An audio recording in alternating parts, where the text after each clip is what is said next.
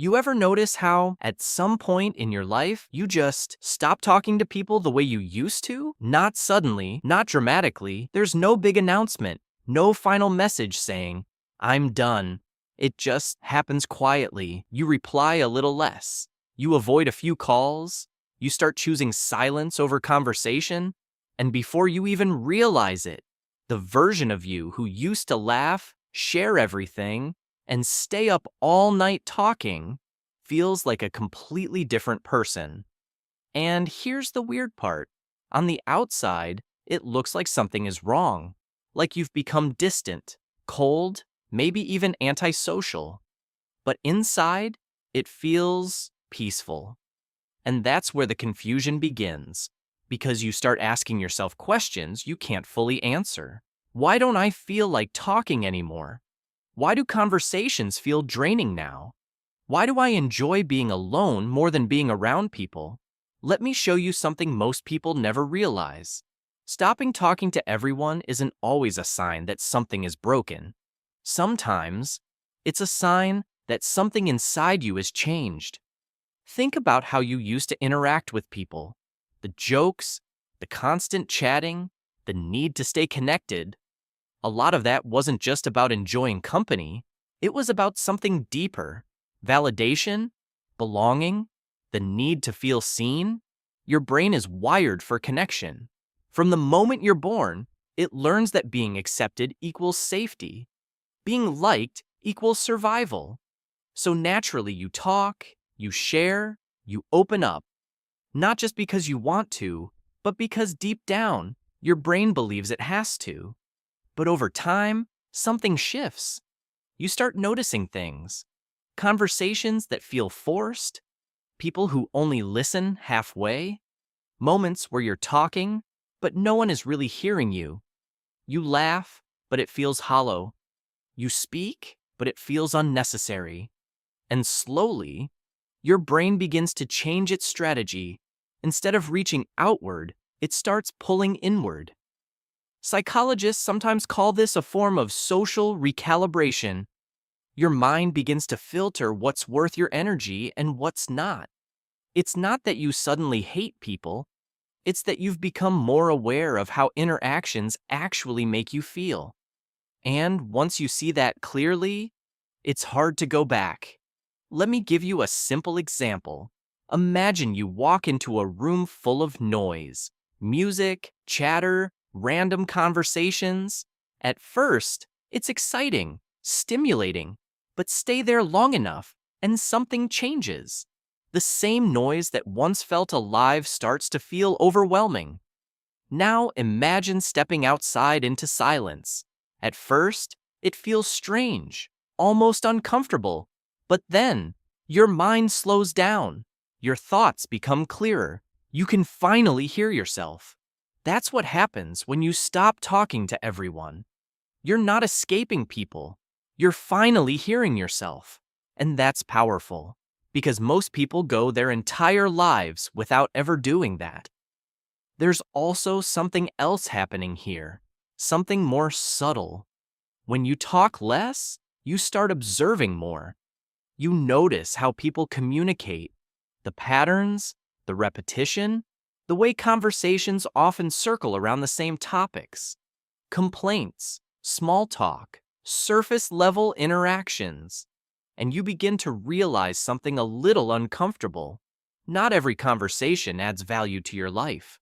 Some just fill silence. And your brain, being efficient as it is, starts asking a simple question. If this doesn't add anything, why am I doing it?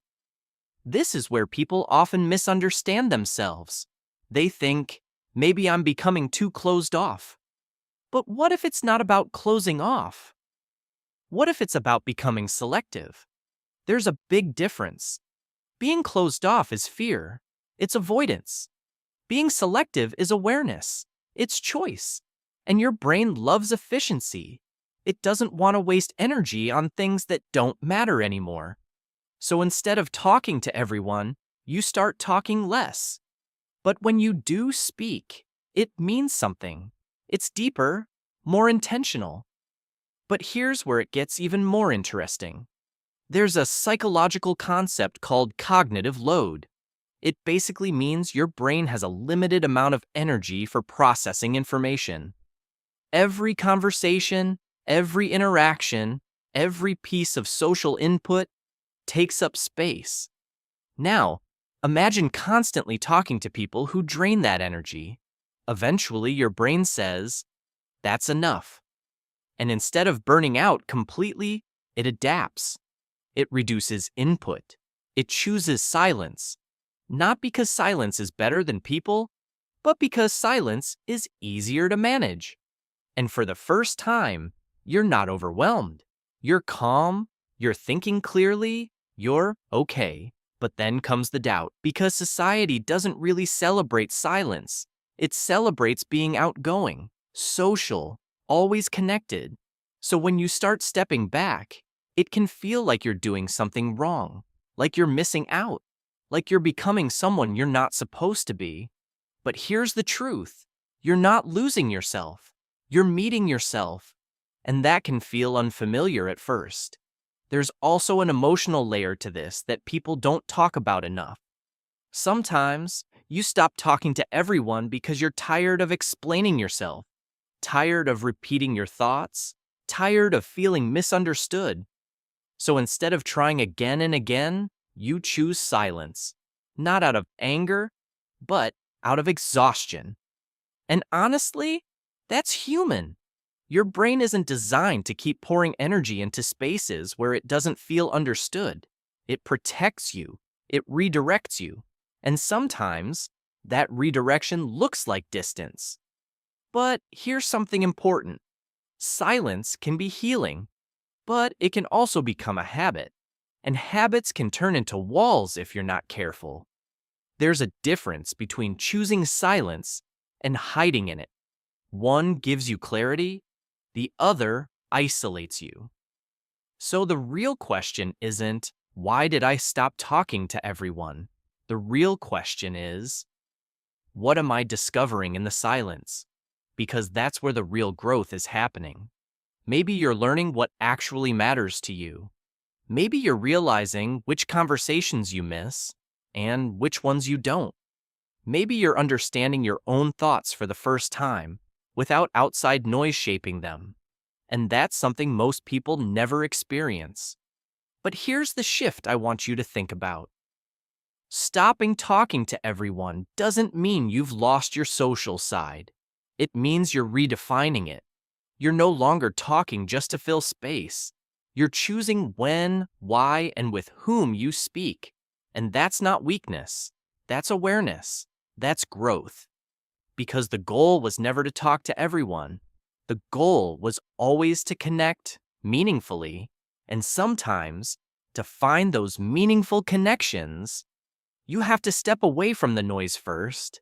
So if you've been feeling like this lately, like you've gone quiet, like you've pulled back, like you're not the same person you used to be, maybe you're right. Maybe you're not. Maybe you're becoming someone who finally understands their own energy.